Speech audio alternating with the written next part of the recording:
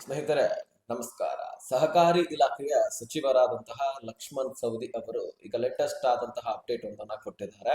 ಹೌದು, ರೈತರಿಗೆ ಸಾಲ ಮನ್ನಾ ಆಗಬೇಕು ಅನ್ನುವಂತಹ ಒಂದು ಬೇಡಿಕೆ ಜೊತೆಗೆ ಬರ ಪರಿಶೀಲನೆ ಈಗಾಗಲೇ ನಡೀತಾ ಇದೆ, ಹೌದಲ್ವಾ? ಸೊ ಹಾಗಾಗಿ ಸಾಲ ಮನ್ನಾ ಆಗಬೇಕು ಅನ್ನುವಂತಹ ಪ್ರಶ್ನೆಗಳನ್ನ ಕೂಡ ಇಲ್ಲಿ ಸರ್ಕಾರದ ಮುಂದೆ ರೈತರು ಇಟ್ಟಿದ್ದಾರೆ. ಸಾಕಷ್ಟು ಕಡೆ ಪ್ರತಿಭಟನೆ ನಡೀತಾ ಇದೆ. ಇನ್ನು ಸಹಕಾರಿ ಬ್ಯಾಂಕ್ಗಳು, ಸಹಕಾರಿ ಸಂಘಗಳು, ರೈತರ ಕೃಷಿ ಸಾಲ ಇದಕ್ಕೆಲ್ಲ ಸಂಬಂಧಪಟ್ಟಂತಹ ಇಲಾಖೆ ಸಹಕಾರಿ ಇಲಾಖೆ.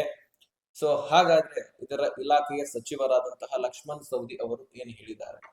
ಸೊ ಇವರ ಒಪ್ಪಿಗೆಗಳು ಕೂಡ ಬೇಕಾಗತ್ತೆ ಸಾಲ ಮನ್ನಾ ಆಗಬೇಕಂದ್ರೆ. ಜೊತೆಗೆ ಸಿಎಂ ಅವರ ಜೊತೆಗೆ ಚರ್ಚೆ ಕೂಡ ಆಗತ್ತೆ, ಸಚಿವ ಸಂಪುಟ ಸಭೆ ನಡೆಯುತ್ತೆ, ಅದರಲ್ಲಿ ಫೈನಲ್ ಡಿಸಿಷನ್ ಬರುವಂತದ್ದು. ಅದಕ್ಕಿಂತ ಮುಂಚಿತವಾಗಿ ತೋಟಗಾರಿ ಇಲಾಖೆಗಳು ಜೊತೆಗೆ ಕೃಷಿ ಇಲಾಖೆಗಳು ಮತ್ತೆ ರೇವಣಿ ಇಲಾಖೆಗಳು ಇದೆಲ್ಲವೂ ಕೂಡ ಏನ್ ಮಾಡ್ತವೆ ಇಲಾಖೆಗಳು. ಸೊ ಎಲ್ಲ ಅಧಿಕಾರಿಗಳು ಪ್ರತಿಯೊಂದು ಹೊಲ ಗದ್ದೆಗಳಲ್ಲಿ, ಪ್ರತಿಯೊಂದು ತಾಲೂಕುಗಳಲ್ಲಿ ಎಷ್ಟು ಪ್ರಮಾಣದಲ್ಲಿ ಮಳೆ ಆಗಿದೆ, ಅಲ್ಲಿಯ ಒಂದು ಕೃಷಿಗಳು ಎಷ್ಟು ಪ್ರಮಾಣದಷ್ಟು ಬೆಳೆದಿದೆ, ಅಂದ್ರೆ ಎರಡೆರಡು ಬಾರಿ ಬಿತ್ತನೆ ಮಾಡಿದ್ರು ಸಹಿತ ರೈತರಿಗೆ ಬೆಳೆ ಬೆಳಿಲಿಕ್ಕೆ ಆಗಿಲ್ಲ. ಯಾಕಂದ್ರೆ ಮಳೆಯನ್ನ ಆಶಾದಾಯಕ ಇಟ್ಕೊಂಡು ಮಳೆ ಆಗತ್ತೆ, ನಾವು ಬೆಳೆಯನ್ನ ಬಿತ್ತನೆ ಮಾಡೋಣ ಅಂತ ಹೇಳ್ಬಿಟ್ಟು ಬಿತ್ತನೆ ಮಾಡಿದ್ರು ಸಹಿತ ಬೆಳೆ ಬರಲಿಲ್ಲ. ಆ ಬೆಳೆದಿರ್ತಕ್ಕಂತಹ ಬೆಳೆಗಳು ಕೂಡ ಒಣಗಿ ಹೋದ್ವು. ಹೀಗಾಗಿ ಒಂದು ಸಲ ಒಂದು ಬಿತ್ತನೆ ಮಾಡುವಾಗ 30,000 ರೂಪಾಯಿ ಖರ್ಚು ವೆಚ್ಚ ಮಾಡಿದ್ರೆ ಎರಡನೇ ಬಾರಿಗೂ ಕೂಡ 30,000 ರಿಂದ 40,000 ರೂಪಾಯಿ ಖರ್ಚು ವೆಚ್ಚ ಮಾಡಿದ್ರು. ಹೀಗೆ 60,000 ರಿಂದ 70,000 ಪ್ರತಿಯೊಂದು ಎಕರೆಗೂ ಕೂಡ ಖರ್ಚು ವೆಚ್ಚ ಎರಡೆರಡು ಸಾರಿ ಬೆಳೆ ಬೆಳೆದ್ರು ಅವರಿಗೆ ಫಲ ಸಿಗಲಿಲ್ಲ. ಇದಕ್ಕಾಗಿ ನಮಗೆ ಬರ ಪರಿಹಾರ ಸಿಗಬೇಕು, ಸಾಲ ಮನ್ನಾ ಆಗಬೇಕು ಅಂತ ಹೇಳ್ಬಿಟ್ಟು ರೈತರ ಬೇಡಿಕೆಗಳನ್ನ ಇಟ್ಟಿದ್ದಾರೆ.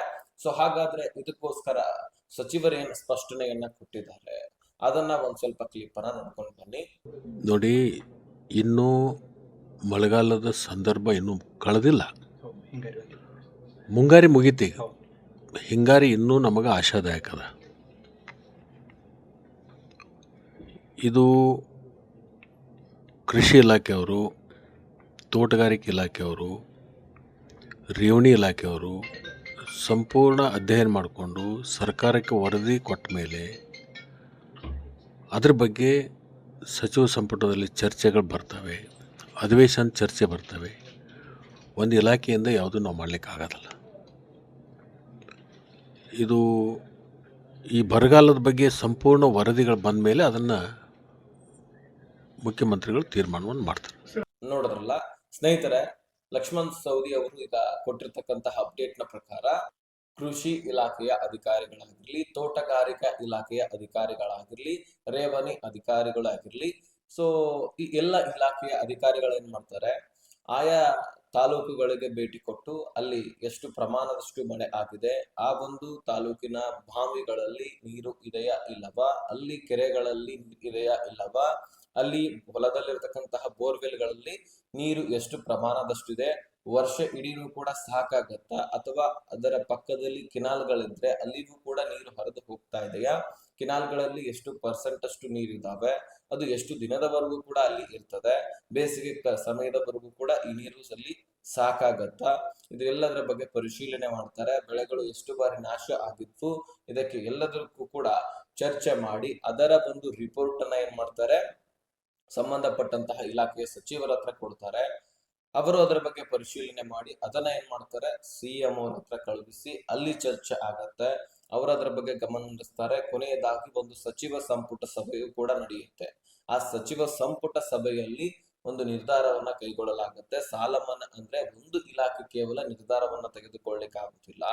ಸಚಿವ ಸಂಪುಟ ಸಭೆ ನಡಿಬೇಕು, ಎಲ್ಲ ಸಚಿವರು ಕೂಡ ಅಲ್ಲಿ ಬಂದು ಅದರ ಬಗ್ಗೆ ಚರ್ಚೆ ಮಾಡಬೇಕು, ಎಷ್ಟು ಪ್ರಮಾಣದಲ್ಲಿ ಸಾಲವನ್ನ ಮನ್ನಾ ಮಾಡಬೇಕು, ಜೊತೆಗೆ ಇಲ್ಲಿ ಬರ ಪರಿಶೀಲನೆ ಆದ ತಕ್ಷಣ ಬರ ಯಾವ್ಯಾವ ಜಿಲ್ಲೆಗಳಿಗೆ ಬರ ಪೀಡಿತ ಜಿಲ್ಲೆಗಳಂತ ಘೋಷಣೆ ಮಾಡಬೇಕು. ಇದೆಲ್ಲವೂ ಕೂಡ ಸಚಿವ ಸಂಪುಟ ಸಭೆಯಲ್ಲಿ ನಿರ್ಧಾರವನ್ನ ಕೈಗೊಳ್ಳಲಾಗುತ್ತೆ.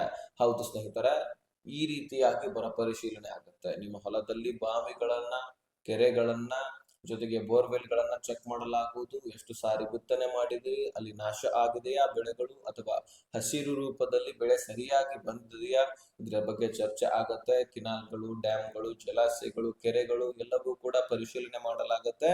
ಮತ್ತು ಆ ಭೂಮಿಯಲ್ಲಿ ಎಷ್ಟು ಪರ್ಸೆಂಟ್ ಮಳೆ ಆಗಿದೆ ಎನ್ನುವಂಥದ್ದನ್ನು ಕೂಡ ಚರ್ಚೆ ಮಾಡಲಾಗುತ್ತೆ.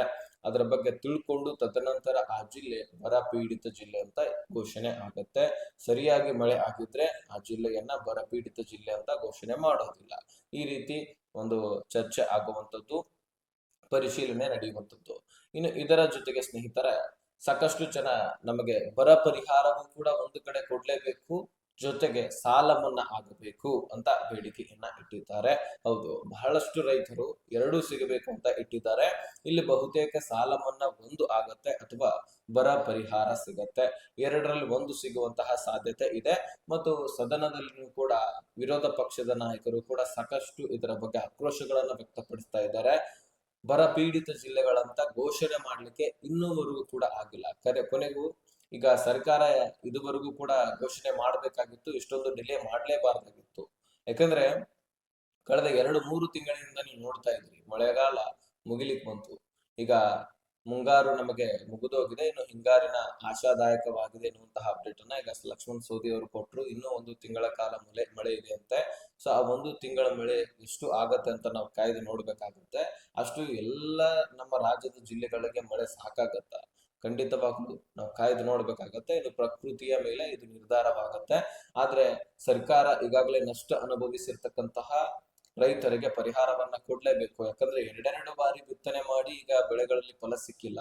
ಅವರು ಪ್ರತಿ ವರ್ಷ ಅಂತೂ ಕೇಳೋದಿಲ್ಲ. ಈ ರೀತಿ ಆದಾಗ, ಈ ರೀತಿ ಬರ ಬಿದ್ದಾಗ ಯಾವಾಗ್ಲಾದ್ರೂ 1 ವರ್ಷ ಇದರ ಬಗ್ಗೆ ಚರ್ಚೆ ನಡೆಯುತ್ತೆ. ಇಂತಹ ಸಂದರ್ಭದಲ್ಲಿ ರೈತರ ಕೈ ಹಿಡಿಲಿಲ್ಲಪ್ಪ ಅಂದ್ರೆ ಸರ್ಕಾರ ಮತ್ತೆ ಯಾರ ಕೈ ಹಿಡಿಬೇಕು?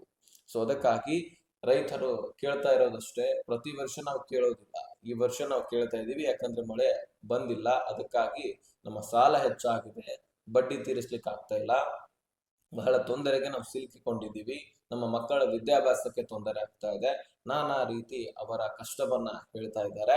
ಸೊ ಒಬ್ಬೊಬ್ರದ್ದು ಲಕ್ಷಾಂತರ ಗಟ್ಲೆ ನಷ್ಟ ಕೂಡ ಆಗಿದೆ ಮಳೆ ಇಲ್ಲದೆ ಕಾರಣಕ್ಕಾಗಿ.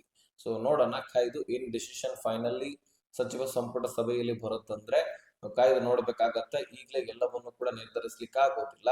1 ವಾರ ಆದ್ರೂ ನಾವು ವೇಟ್ ಮಾಡ್ಲೇಬೇಕಾಗತ್ತೆ ಸ್ನೇಹಿತರೆ. ಒಟ್ಟಾರೆಯಾಗಿ ಸಂಬಂಧಪಟ್ಟಂತಹ ಇಲಾಖೆಯ ಸಚಿವರು ಈ ರೀತಿ ಅಪ್ಡೇಟ್ ಅನ್ನ ಕೊಟ್ಟಿದ್ದು, ಅದನ್ನ ನಾನು ನಿಮ್ಮ ಮುಂದೆ ಇಟ್ಟಿದ್ದೀನಿ.